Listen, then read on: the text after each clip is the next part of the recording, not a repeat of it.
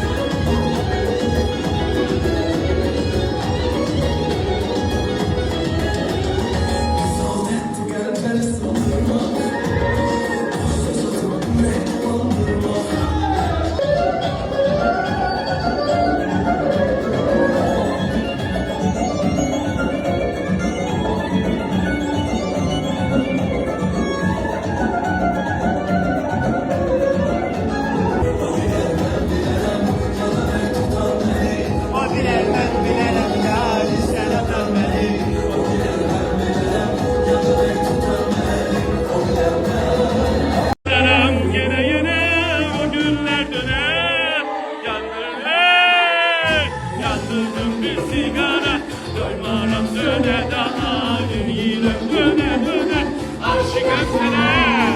Yandırdım bir sigara, doymaram söne daha yüreğim döne aşık öpsene. Teşekkür ederim. Devam.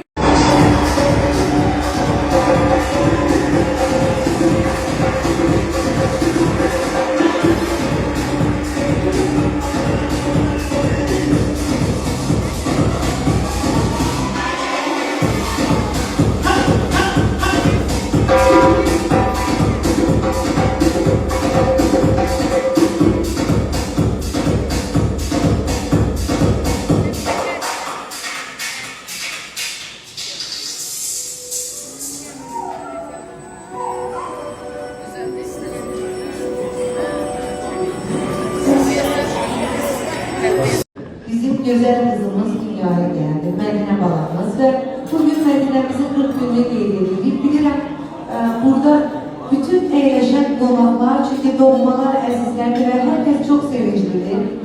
O kadar herkes içten geldi ve her birinizin yüzünüzdeki o sevinç benim için ve Ruslan için çok gurur edicidir. Çok sağ olun ki bizim bu hoş günümüzde geldiniz. Allah bütün burada eğleşen subaylarımız bilirəm çok da Allah herkese nasip etsin. Valideyn olmak da orada da çok büyük bir məsuliyyətdir. Ben bu kadar olmağını hiç bilmirdim. Çünkü bizim özünüz de bilirsiniz ki çok çetin yolumuz oldu ama çok şükürler olsun. Biz bugün ancak deyip güleceğim, köylü notlara hiç koşulmak istemiyorum. Çünkü bizim bu